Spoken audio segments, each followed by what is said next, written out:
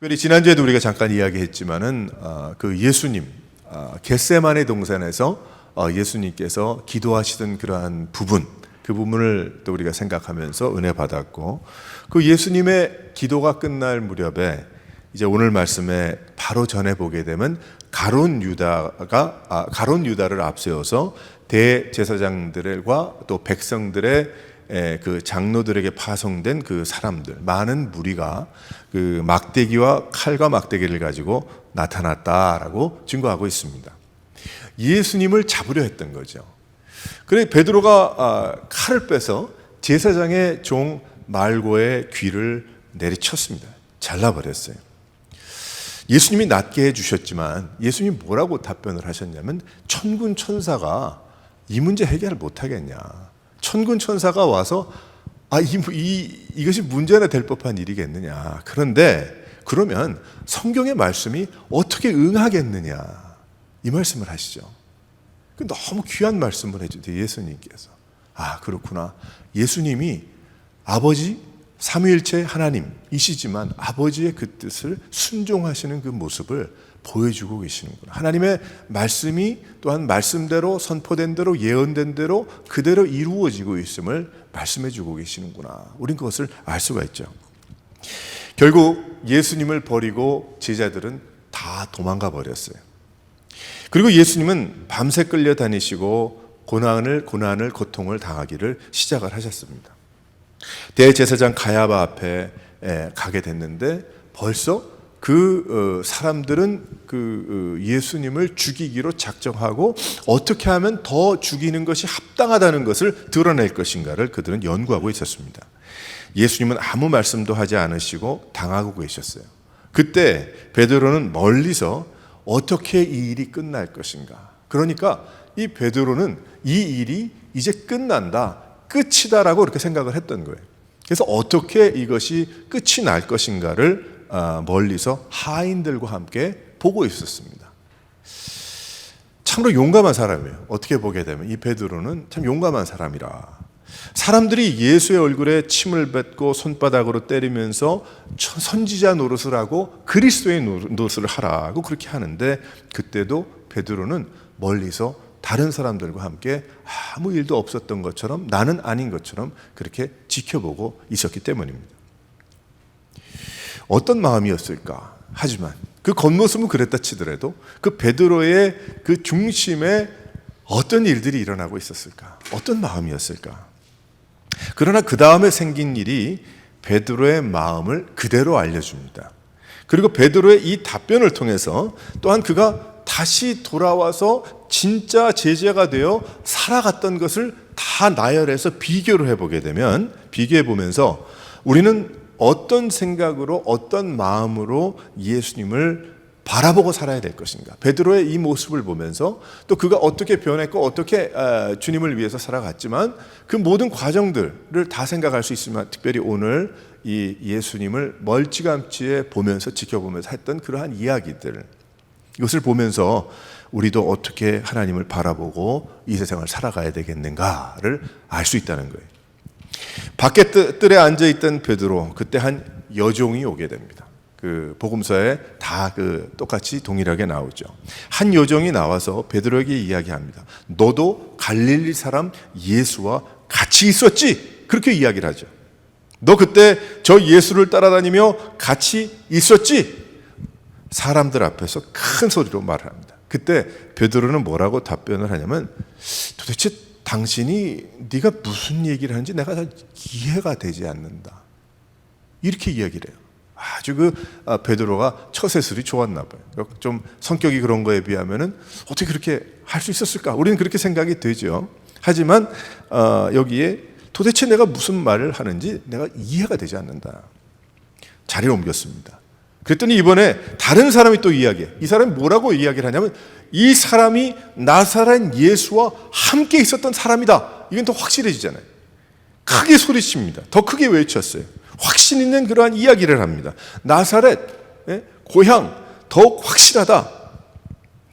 그래서 베드로가 뭐라고 여기 답변을 하는가 보았더니, 그 사람을 모른다 그렇게 얘기해서 더 확실하게, 더 발달을 하게 되죠. 발전적인. 그래도 구체적이 됐어요. 구체적으로 이야기를 하니까 구체적 확신을 가지고 분명히 이 사람 나사렛, 다른 뭐 지저스가 뭐 이 지저스 저 지저스 이름은 많잖아요. 그러니까 그게 아니고 나사렛 사람 바로 저 예수. 그때 나는 그 사람을 모른다. 그렇게 이야기를 했죠. 조금 있다가 옆 사람이 또 이야기합니다.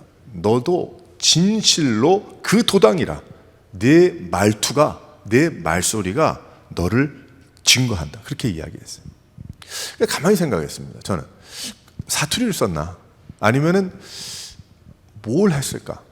전 그냥 스스로 쉽게 이해하기 위해서 그런 생각을 했어요. 아마 자기도 모르는 사이에 예수님 채찍에 맞을 때마다 주여, 주여 그랬는지 모르죠. 그게 어떤 면에 우리식으로 따지면은 그러니까 주여, 주여 안 믿는 사람이 주여 주여 할 수는 없잖아요. 그러니까 베드로가 주여 하는 거 듣고 자긴 속으로 했는데 옆 사람이 이야기하기를 너 믿는 사람이지. 너도 교회 다니니까 그 소리를 하지. 너도 그 예수와 똑같은 말투인데 억양이 비슷한데 분명해. 어떻든 그 사람이 베드로의 말투에서 예수의 증명이 나타나서 그것을 그렇게 이야기합니다. 베드로는 세 번째 이런 일이 일어났을 때 이번에 뭐라고 했는가 보았더니 저주했다고 그랬어요. 저주했다. 저주하고 맹세했다고 그랬어요. 나는 그 사람을 알지 못한다. 이야기를 하죠. 뭐 모른다고 얘기나 하지 뭐 이렇게 저주까지 했을까? 저 사람은 죽어 마땅한 당연히 저렇게 될 사람 아니냐? 난 그 사람 전혀 알지 못한다. 이렇게 얘기했겠죠. 한마디로 얘기한다면 저주했다는 얘기. 네? 제가 맹세까지는 어떤지 모르겠지만 얼마나 참 이 베드로의 그 마음 속에 어떤 아예 도망가 버렸다면은 몰랐을 텐데 다른 제자들처럼 도망가서 어디 바위 밑에 숨어서 뭐 아무것도 모르고 어떻게 된지도 몰랐더라. 뭐 그러고 끝나버리고 너 들어가면 되는데 이 베드로는 그게 아니었어요. 그때 닭이 울죠. 그때 베드로는 닭이 울기 전에 내가 나를 3번 부인할 것이라는 예수님의 말씀이 생각이 나서 밖에 나가서 심히 통곡했다고 했어요. 그 말씀입니다. 오늘 말씀이. 그리고 베드로는 그 심히 통곡한 마음을 붙잡고 예수님의 부활을 맞이했고 예수님을 만났고 내가 나를 사랑하느냐는 예수님의 질문에 나도 주님을 사랑합니다. 그리고 그 중심으로 그렇다고 고백하면서 평생을 복음을 전하다가 하나님 앞에 간 것입니다. 얼마나 울었을까? 얼마나 창피했을까? 얼마나 부끄럽고 얼마나 자기 스스로를 힘들게 했을까? 평생 동안 그 마음에 물론 예수님이 용서하셨다고 했지만 그 예수님 부활하시기 전까지 십자가를 지시고 죽으신 그 동안에 이 베드로가 도대체 어떤 정말 죽고 싶은 그런 마음이었을 것 같아요. 어떻게 보게 되면 여기 심히 통곡했더라라는 그런 말씀을 보게 되면 얼마나 울었을까? 그러면 베드로가 예수님 가장 가까이 있었다고 했는데 그렇게 보이는데 우리는 그렇게 알고 있는데 그러면 왜 모른다고 이야기했을까? 베드로에 왜 모른다고 했겠어요? 몇 가지 우리 좀 생각할 수 있죠. 좀 늘려서 생각을 하는 거예요. 오늘은. 그래서 왜 이 베드로가 모른다고 이야기할 수밖에 없었을까? 몇 가지가 있어요. 한번 생각을 해봅시다. 넘버 원, possibility. 한번 다 읽어보도록 하겠어요. 첫 번째로 시작. 현실에서 일어날 수 있는 고난이겠죠. 고난을 생각했겠죠. 예수님의 앞장서서 기적의 역사를 베푸시고 치유의 역사를 베푸시고 사람들이 따라다니고 호산나 호산나 하고 하다 보니까 자신도 무엇이 된 것 같아. 무엇이 될 것 같아. 근데 이제 예수님이 잘 되고 높아지면 더 부러울 것이 없는데 배 버리고 쫓아가는 것 아무런 아까울 것 없는데 그런데 가장 가까운 제자에게 어떻게 됩니까? 배신을 당하시게 되죠. 한순간에 그 모든 것들이 물거품이 돼버리는 것 같으니까 이 베드로는 그 예수님을 부인할 수밖에 없었던 것 같아요. 잡히면 예수님같이 혹은 예수님보다 더 큰 고통과 고문과 죽임을 당할 수 있기 때문에 그래서 감당 안 되는 부분을 아주 빠르게 버려버린 거죠. 그러니까 배신하고 부인할 수 있는 겁니다. 그렇잖아요. 난 저 채찍질 맞는 저 사람과 한동석이 아니다. 난 저 사람 모른다. 그 말뜻에는 뭐예요? 나는 저 고난을 내 것으로 생각하지 않는다는 거죠. 나랑 관계없는 이야기라는 겁니다. 그러나 지금은 그런저런 생각조차도 없을 거예요. 베드로가 너무나 모든 일이 빠르게 진행이 되었기 때문입니다. 고난을 감당할 아무런 것이 없기 때문에 예수님을 모른다고 할 수밖에 없는 거죠. 내가 저 사람 모토로 저 사람이 짊어지고 가는 거를 내가 짊어지고 같이 나누어 갔는가, 그렇게 생각했을 거예요. 제 십자가를 지고 따르라고 하신 예수님의 뜻을 알지 못했기 때문입니다. 잘 알지 못했기 때문에. 우리가 신앙생활 할 때에 왜 왔다 갔다 할까요? 이리 왔다 저리 갔다 흔들흔들 어째서 굳건한 믿음으로 나가지 못합니까? 여러 가지 이유가 있겠죠. 상황도 있고 뭐 많겠지만은 두려움인 것 같아요. 예수님 앞서 가시는데, 앞에 계시는데 채찍을 맞으시고 모욕을 당하시고 침뱉음을 받으시고 죽임을 당하시는 그 모습이 두려운 거죠. 신앙생활의 두려움입니다. 나도 저렇게 되면 어떻게 되는가? 어떨까? 신앙생활을 생각하게 되면 생겨날 수 있는, 신앙생활을 하게 될 때 생겨나는 그 가치관의 변화, 그런 것이 두려운 거죠. 한마디로 저 밑바닥에 그런 것이 두려운 거예요. 내가 지금 여지껏 하고 있던 그대로 쌓아놨던 이대로 그냥 그대로 가는 것이 좋지, 이것이 한순간에 바뀌어버리는 것이 싫은 거고 두려운 겁니다. 주일 예배와 수요 예배와 새벽 기도와 또 구역 모임과 모임들, 기도의 시간, 경건의 시간, 전부 나의 생활에 맞지 않고 한쪽을 바꿔야 되는 그러한 두려움들, 싫고 두렵고 변화의 두려움들, 그런 일이 너무나도 많이 있죠. 헌신의 두려움이 있습니다. 예수님을 따르려면 고난도 지고 가야 하는데, 예수 믿은 다음에 그 예수를 믿었기 때문에 곧바로 즉시로 고난을 당하는 그러한 일들도 우린 많이 듣잖아요.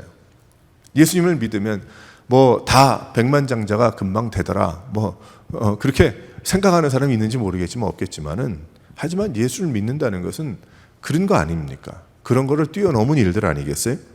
그런데 지금 고통당하시는 예수님을 보니 마음에 받아들일 수가 없는 거예요. 그걸 아무리 예수님 곁에서 쫓아다녔다고 해도 고통받으시는 예수님을 볼 때 저 사람이 하나님이라면 어떻게 저렇게 고통을 받도록 그냥 스스로를 놔둘 수 있겠는가? 믿겨지질 않는 거죠. 예수 믿으면 전부 부귀영화인 줄 알았는데 하면서 헌신한다면 책임감, 아무것도 할 수 없는 삶, 그런 것이 두려운 거죠. 한마디로. 그래서 그러한 것이 두려움이 있을 때에 어떻게 됩니까? 우리는 베드로처럼 부인하게 되는 거예요. 그것을 예수님이 없다라고 내가 말을 안 하더라도 멋지게 설명할 수 있는 거예요. 그것을 아닌 것처럼 하면 설명할 수 있는 거예요. 우리의 삶을. 너무 많죠. 우리 말 잘하니까. 얼마나 언어가 많고 단어가 많고 표현력이 좋습니까? 그러니까 가만 들어보면 안 믿는 거예요. 가만 들어보면 헌신이 없는 거예요. 가만 들어보면 하나님 사랑하지 않는 거예요. 그런데 그것을 너무나 멋지게 잘 설명을 하니까 마치 신앙이 굉장히 좋은 사람으로 여겨질 때가 있더라는 거예요. 그러나 중심에 보게 되면 하나님을 믿지 않는 거예요. 배신하는 거죠. 부인하는 거죠. 자기의 삶 속에 부인하는 거예요. 정말 성경에 나오고 하나님께서 원하시고 바라시는 헌신과 믿음과 신앙의 삶은 그런 것이 아닌데 그것을 하기 싫은 거예요. 솔직하게 나 정말 못하겠습니다, 이렇게 얘기를 한다면 도와라도 주위에서 할 수 있겠지만 그런 것이 아니고 다 영광은 받고 근데 아닌 것 같으면 내가 슬쩍, 그런 일들. 영적인 열심에 대한 두려움. 내가 이성을 잃으면 어떡하나, 그런 사람들이 있는 것 같아요. 제가 이렇게 쭉 목회하면서 이렇게 보니까 어떤 분들은 그런 분들 계시더라고요. 내가 열심히 안 하는 것 있죠. 근데 열심히 하면 이 정신력을 잃어버릴까봐 이제 그렇다는 거예요. 그러면서 그래서 제가 설명을 한참 했던 그런 오래전에 그런 기억이 있어요. 아니요. 어떤 분들은 그렇게도 설명하더라고요. 미쳐야 예수 믿지! 이런 설명을 하시는. 그건 좀 심하게 아주 스트레이트포워드로 설명을 하시는 거지만 실은 그 뜻 안에도 그 진실이 있는 거예요. 뜻이 있는 거죠. 그렇다고 머리가 핑 돌아야 예수 믿는다는 그 뜻이 아니고, 예수를 믿으려면 돌아버려야 된다 그 뜻도 아니고, 그건 아니지만 그게 그 중심의 그 뜻을 알잖아요. 우리가 그 마음의 중심에. 근데 그것이 싫은 거예요. 교회에 미치면 안 되는데, 신앙생활에 열심을 내다 보면 나의 생활에 맞지 않더라. 어떤 그 아픔에 대한 그 두려움도 있고 말이에요. 그래서 어느 분은 제가 예전에 저쪽 다른 주에서 목회할 때 어느 분이 그런 분도 계셨어요. 처음에 첫 이제 누군지도 모르는데 첫 만남을 이제 하는데 첫 만남의 이야기가 소개를 하니까 장로님이라고. 그래서 아이고 장로님 오셨냐고. 뭐 우리 교회 장로는 아니지만은 뭐 임직은 안 받았지만 그래도 뭐 불러. 그래서 장로님 오셨냐고. 그랬더니 첫 마디가 첫 만남에서 저는 이 교회를 나올까 하는데 저한테 절대 아무것도 기대하지 마십시오. 한 가지. 두 번째, 기도시키지 마십시오. 세 번째, 헌신 안 합니다. 그래서 뭐 여러분들이 계시니까 뭐 다 누구라고 다 뭐 높고 낮는 건 아니니까. 그래서 그러시냐고. 속으로 많은 아픔이 있었구나. 많은 어려움이 있었구나. 많은 힘든 그런 과거가 있었구나.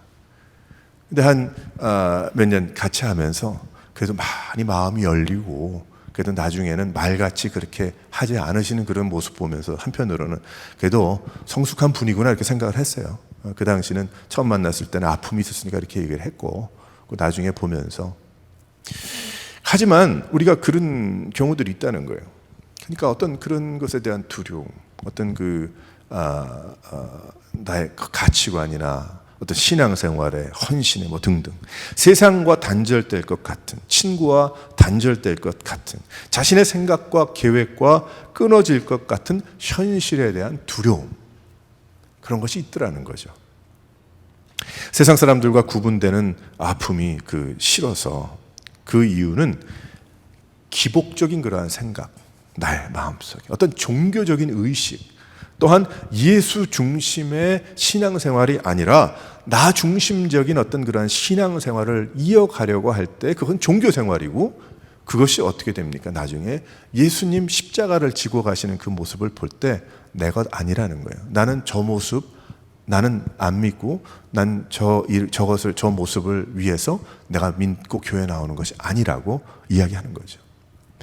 베드로도 보니까 너무나 급하게 막 모든 것이 진전이 되니까 나라도 그러지 않았을까? 우린 그렇게 생각을 하지만 우리가 좀 더 생각을 이렇게 해보게 되면 이 사람한테도 분명히 그런 모습이 있었을 것이다. 다른 제자들 다 도망가 버리고 그래도 용감하니까 쫓아왔으나 그 마음속에 어떤 그 예수님에 대한 십자가에 대한 그래서 나중에는 참 그래 죽었다는 그 이야기도 있잖아요. 내가 어떻게 예수님처럼 못 박혀 죽냐라는 내려오는 이야기가 보게 되면 그런 것을 다 종합을 해보게 되면 이 사람이 그러한 어떤 두려움이 있었겠다. 그래서 예수님을 부인하게 된다. 우리도 세상 살아가면서 믿음 생활하면서 우리가 그런 왜 없겠습니까? 예수를 믿기 때문에 봐야 되는 손해도 있겠고 시간적인 상황적인 관계적인 모든 게 많이 있겠죠. 많이 있지만은 하지만 그런 것 통해서 예수님을 부인하고 생활하는 것이 아니고 우리는 주님을 믿고 저 십자가 너머에는 부활이 있었지. 저 십자가 너머에는 생명이 있었지. 바로 그 일을 위해서 일은 여기까지 진행이 되고 지금 내가 이 세상 살아가지만 나는 천국 백성이요 하나님의 은혜를 따라 살아가는 하나님의 자녀이지 라는 그것을 깨닫는다고 한다면 우리는 믿음을 놓지 않고 살아갈 줄 믿습니다. 우리가 살아간다는 거죠. 사랑하는 성도 여러분, 우리도 이 베드로의 참 심히 통곡하는 그런 모습이 있지만은 하지만 이 부인했던 그러한 모습을 보면서 나의 마음에 그런 모습은 없는가? 포장하고 덮고 그것이 아니라 진실한 그러한 중심으로 더욱 주님 하나님이 원하시는 대로 하나님이 이끄시는 대로 하나님이 먼저 가시는 그 길을 나도 가기를 원합니다. 늘 그 고백이 앞서서 주님 앞에 엎드려 나아가는 여러 성도들이 되시기를 주님의 이름으로 축원합니다. 두 번째로 왜 모른다 했을까? 다 같이 한번 읽어보겠어요. 시작. 예수님이 누구이신지 제대로 알지 못했기 때문이겠죠. 베드로는 예수님이 유대인의 왕이시오 많이 들었어요. 그러니까 정치적으로 경제적으로 등등까지도 생각할 수 있었을 것 같아요. 그 정도. 하지만 하나님이시라는 것을 자기가 말로 고백할 때도 있었지만은 거기까지는 생각을 못한 것 같아요. 그러니까 예수님에 대해서 제대로 알지 못한 거죠. 어렴풋이 알았겠지만. 그저 예수님 만나서 그때 관계를 키워갔으나 예수님이 하나님이시고 삼위일체 하나님이 되신다는 것, 메시아라는 것을 깊이 있게 알지 못했기 때문에 그런 것입니다. 그래서 그의 말을 보면 그래서 많은 착오가 있었던 것을 우리는 알 수가 있죠, 과거에. 그런데 후에 예수가 그리스도이심을 알고 부활의 예수님을 만난 후에는 그의 인생 자체가 다른 그 어떤 제자들보다도 아마 강하게 빠르게 변화를 갖게 됐을 거예요. 고기를 잡으러 갔다가 예수시다라는 그 이야기를 듣고 겉옷을 두른 채로 바다에 빠져서 갈릴리 바다의 호수에 수영을 쳐서 해 나온 것을 보게 되면 많은 생각을 하게 합니다. 이 사람이 많은 고민이 있었겠구나. 많은 깊은 생각이 있었겠구나. 인생이 이제 바뀌겠구나. 그런 기대를 갖게 되죠. 요한복음 마지막 장에 보게 되면. 베드로가 예수님께서 십자가를 지시고 사흘 후에 부활하신 것을 하실 것을 알았다면 부인하고 배반하지 않았을 거예요.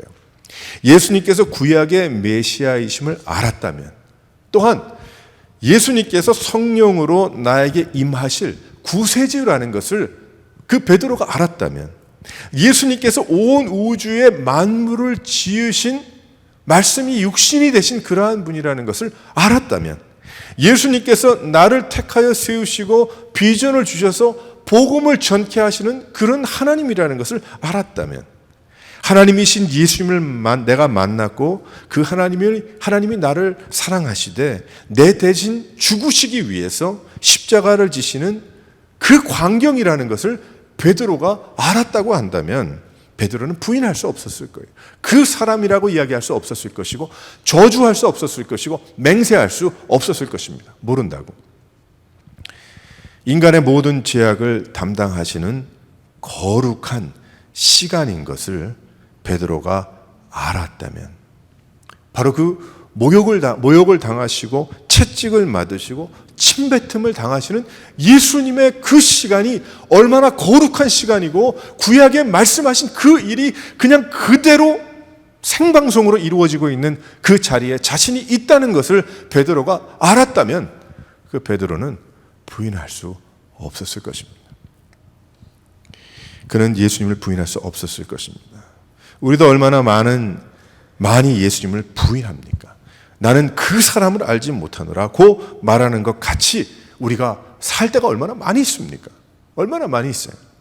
고무줄 같은 나의 그 마음, 이랬다 저랬다 늘었다 줄었다 하는 그 마음, 버리고 죽기를 거듭하는 내 헌신, 내가 원하는 시간에만 예수가 그리스도라고 하는 엉터리 그러한 믿음, 걱정과 근심과 낙심과 불안과 우울함과 이 모든 것들이 하나님과는 관계없고 나 혼자의 문제라고 생각하고 있는, 그래서 하나님을 부인하고 어두움을 긍정하는 그러한 일들이 우리가 얼마나 많이 있느냐는 거예요. 우리의 삶 가운데 많이 있죠. 너무나 많은 배신과 그 사람을 모른다고 했던 베드로와 같은 그 마음들, 왜 그럴까요? 예수님을 잘 알지 못해서 그런 거예요. 우리의 삶 가운데 내가 예수님을 알지만 바로 그 예수님이 그 일을 이루실 수 있는 분이라는 그것을 알지 못하기 때문이죠. 믿지 못하기 때문에.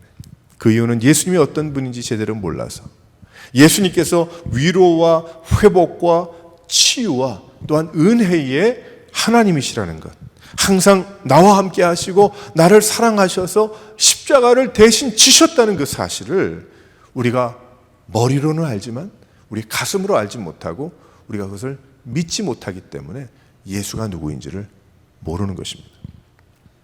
그 예수님을 믿으면 인생의 모든 문제가 해결이 되고 회복이 되고 나의 모든 어두움을 송두리째 빛으로 바꿔주실 그러한 분이라는 것.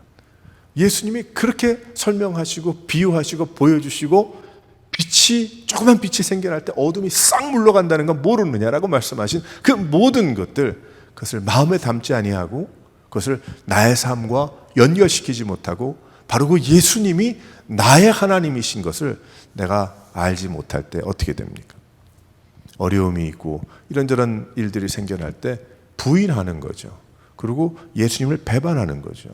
모른다고 내가 맹세하고 저주까지도 쉽게 할 수 있는 것입니다. 우리의 삶에. 늘 나와 함께 하시며 은혜를 주셔서 감동과 감격으로 살아가게 하시는 바로 그 하나님, 바로 그분, 그 예수 그리스도, 그분임을 베드로가 알았을 때 지금은 거룩한 고난을 지금 당하고 계시지만, 하지만 이제 사흘 후에 부활하셔서 인생의 구원을 베풀어 주시고 믿는 자에게 영생함을 주시고, 그리고 나에게도 이제 성령으로 이 세상 살아가면서 주의 일을 감당하는 힘을 더하여 주시며 그 영광스러운 일을 부탁하시고, 내가 그 일 하다가 주님 가신 그 길을 내가 따라가 영생하며 내가 영원한 생명을 얻으며 내가 주님과 함께 한다는 것을 베드로가 알았다고 한다면 그렇게 3번까지 부인하지 않았을까? 우리는 우리 스스로를 돌아보면서 나는 얼마나 하나님을 알고 알아가고 있는가? 내가 매 예배 때마다, 내가 성경 말씀을 묵상할 때마다 내가 1년 1년 나이가 더해짐에 따라서 더욱더 믿음이 깊어지고 뿌리가 더욱더 깊어지고 든든해지고 흔들림이 없고, 겉으로의 멋진 꽃은 만발하지 못했다고 해도 그 뿌리만큼은, 내가 주님을 사랑하는 그 마음만큼은 내가 더욱더 깊어진다라는 그런 고백이 되어야 될 텐데, 내가 그렇지 못한 그런 이유가 무엇인가? 만약 그렇지 않다면 나는 그저 그 정도, 그저 사람들이 나를 부르는 그 수준에, 또 나는 그저 언제든지 그것을 뛰어넘지 못하는 거기에 서 있지 않는가? 우리는 그래서 스스로를 돌아보면서 더욱더 우리가 찬양할 때도, 또 말씀을 들을 때도, 말씀을 묵상할 때도, 기도할 때도, 믿음 생활할 때 더욱 주님 알아가는, 하나님의 얼굴을 구하고 하나님을 바라보고 주님을 의지할 수 있는 여러 성도들 되시기를 주님의 이름으로 축원합니다. 3번째로 또 왜 그렇게 모른다 했을까? 다 같이 한번 읽어보겠어요. 시작. 너무 자기 자신을 믿었기 때문인 것 같아요. 가장 가까이 있던 베드로가 못 들은 것이 없고 예수님에 대해서 그 누구보다도 모르는 것이 없던 그 정도의 어떤 그 예수님을 가까이 있었던 베드로. 그러니까 내가 누구보다도 많은 것을 알고 있다고 그렇게 생각했는지 모르죠. 변화산에서도 또 바다 위를 걸었던 사람도 베드로 아니겠어요? 예수님이 오라 하셔서. 또 예수님께서 베드로의 고백 위에 교회를 세우실 것을 약속하셨고, 다른 제자들보다 더 액티브하고 가까웠고 은혜를 많이 받은 사람이 베드로란 말이에요. 바로 그 베드로가. 그래서 예수님께서 십자가를 지신다고 할 때에 뭐라고 그랬습니까? 그 고난을 당하셔야 된다고 할 때 내가 있는 한 절대로 예수님께 그런 일이 일어나지 않을 겁니다. 그렇게 고백을 했잖아요. 그랬더니 예수님께서 이 사단아 내 뒤로 물러가라. 똑같은 얘기죠. 그러면 성경이 어떻게 응하겠느냐? 같은 얘기죠. 겟세마네에서도 칼 잡은 것을 보게 되면 이 베드로는 담력도 있었고 급하고 과격하고, 하지만 예수님의 가르침으로 새로운 변화를 꿈꾸고 있었던, 하지만 누구보다도 많은 것을 알고 있다고 여겼던 그런 사람 같아요. 그런데 예수님께서 벌써부터 준비시키셨으나 베드로는 자기 자신이 잘 준비된 줄 그렇게 알았겠죠. 그것이 준비인 줄 알았고, 칼 가지고 다니든지 옆에 있던 칼이든 자기 칼이든 그건 모르지만 그렇게 준비하고 내가 싸울 준비, 뭔 준비 그러고 하고 다닌 거 보게 되면 베드로가 아마 자기 스스로는 그래도 괜찮은 제자다 그렇게 생각했는지 몰라요. 그러다가 정작 한순간에 모든 것이 물거품이 되는 것 같았을 때 그는 예수님을 빠른 속도로 부인하게 됩니다. 배반하게 되죠. 자기 자신은 아니라고 하는 우리들로 따지면 어떤 믿음의 교만이 아닐까. 어떤 그런 믿음의 교만이 있을 때 나는 넘어지지 않는다고 하는 그러한 생각, 또 나는 절대로 흔들리지 않는다고 생각하는 그러한 마음. 그런데 결정적인 시간에는 흔들리더라는 거예요. 넘어지더라는 거죠. 한 번은 제가 그걸 본 적이 있어요. 축구 경기를 하는데 페널티킥을 했어요. 페널티킥을 했는데 이제 페널티킥을 이제 그 기회잖아요. 그리고 페널티킥 그리고 또 어렵게도 들어가지만 쉽게도 들어가대. 그러니까 대개 페널티킥을 하면 들어갔다 그렇게 생각을 하거든. 근데 이 잘하는 축구 선수가 축구공을 페널티킥 공을 놓고서는 이제 골키퍼가 저기 있는데 뻥 찼어요. 뻥 찼는데 얼마 세 개 찼는지 전 들어갔다 그랬는데 골대를 탁 맞았어요. 골대를 탁 맞는 순간에 어떻게 했냐면 이 골키퍼가 너무 좋은 거야. 안 들어갔으니까. 그래가지고 골키퍼가 골대 맞았으니까 골대 맞은 거 딱 보고 앞으로 막 자기 팀으로 뛰어갔나 봐. 그 경기가 뭐 몇 대 몇으로 어떻게 됐는지 모르지만 그 광경을 보게 되면 아마 뭐 0대 0인지 1대 1인지 아마 그랬는지 모르죠. 그랬는데 이 골키퍼가 앞으로 확 뛰어간 다음에 그 골대에 맞은 공이요 돌았나 봐. 위에 탁 맞고 어떻게 뒤로 갔는데 그것이 맞고 공이 지 혼자서 골대 들어가고 막은 거예요. 그러니까 이 반대편 사람이 난리가 난 거지. 뭐 그냥 이 골대 맞고 지가 튕겨 나왔는데 이렇게 튕겨 나온 게 아니고 공중으로 튕겨가서 돌고 돌아가지고 지가 골에 들어간 거나 다름없으니까. 근데 골키퍼는 어디 갔어요? 자기네 코치한테 갔는데 자기 팀한테 이겼다고 뒤도 안 돌아보고 그러고 가버렸거든. 졌지 뭐. 진 거지 뭐. 그런 일들이 있죠. 그런 일들이 있더라는 거예요. 우리가 세상 살아갈 때에 내가 평생 동안 뭐 교회도 다녔고 뭐 믿음도 좋고 다 좋아요. 신앙생활 열심히 하고 헌신도 하고 봉사도 하고 다 좋아. 그런데 이게 마귀가 장난질 안 하던가요? 어둠의 세력이 장난질 하잖아요. 내가 열심으로 믿음 생활 해야 되겠다. 내가 오늘 꼭 무슨 일이 있어도 예배 드리러 가야 되겠다. 무슨 일 생기죠. 그런 일 많아요. 근데 그것이 한두 번이면 모르는데 반복될 때가 있어.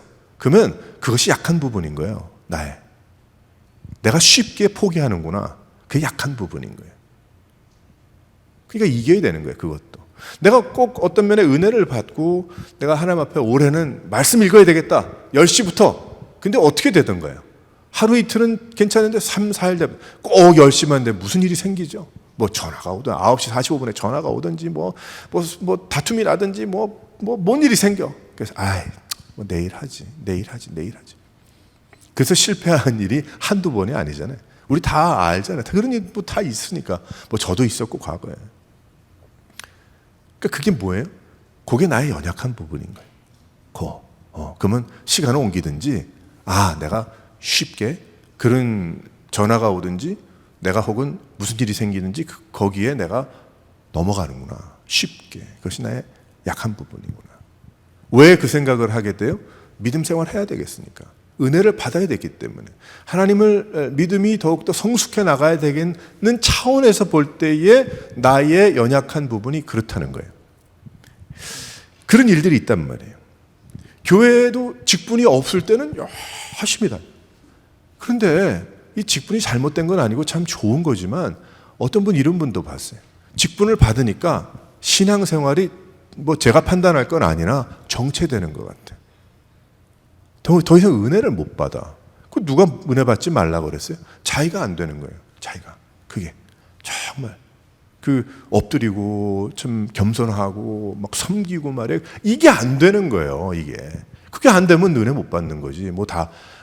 하나님 말고 내가 어른인가? 그건 아니잖아요.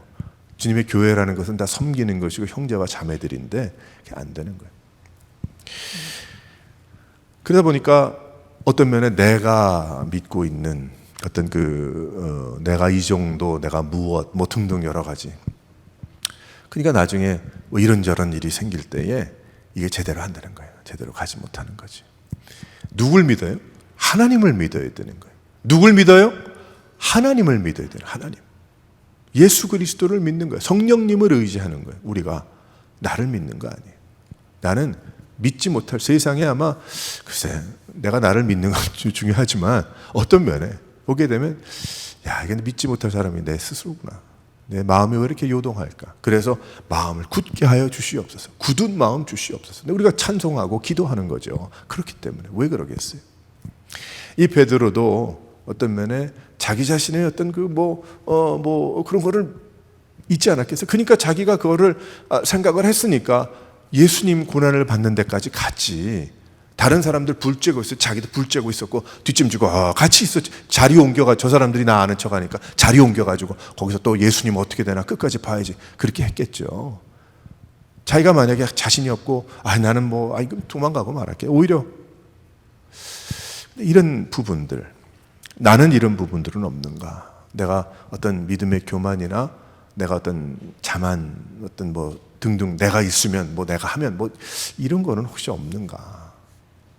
다시 한번 이 사순절 기간에 우리는 돌아봐야 할 것이고, 그런 부분이 있다 한다면 하나님 앞에서 우리가 심히 통곡하고, 하나님 이 부분이 내가 주님 앞에 주님을 부인하고 하나님을 배반할 수 있었던 너무나 쉬운 연약한 부분인 것을 내가 고백합니다. 주님 담대케 하여 주시고, 하지만 내가 그런 것이 나를 믿는 것이 아니고 주님을 믿고 의지하는 그런 마음이 되게 하여 주시옵소서.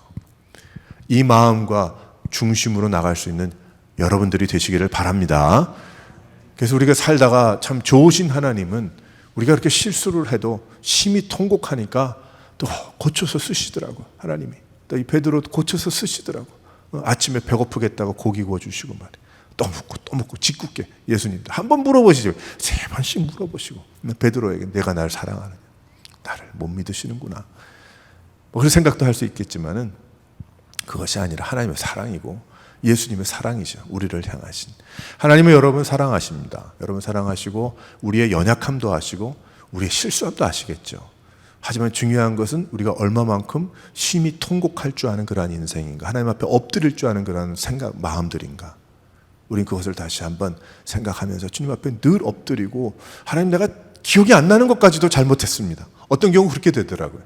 회개 기도하자 그러니까 어느 분이 같이 기도하는데 참 은혜스러운 그런 기도의 시간이었는데, 기도하는데 내가 기억이 안 나는데 내가 그 안 나는 부분까지도 주님 앞에 회개하기 원합니다. 말이 안 되는 이야기죠. 생각이 안 나는데 어떻게 회개하겠어요. 그런데 얼마만큼 자기가 하나님 앞에서 엎드리고 은혜를 받고 그 믿음을 지키기 원했으면 그런 기도를 하실까, 그런 생각을 했어요.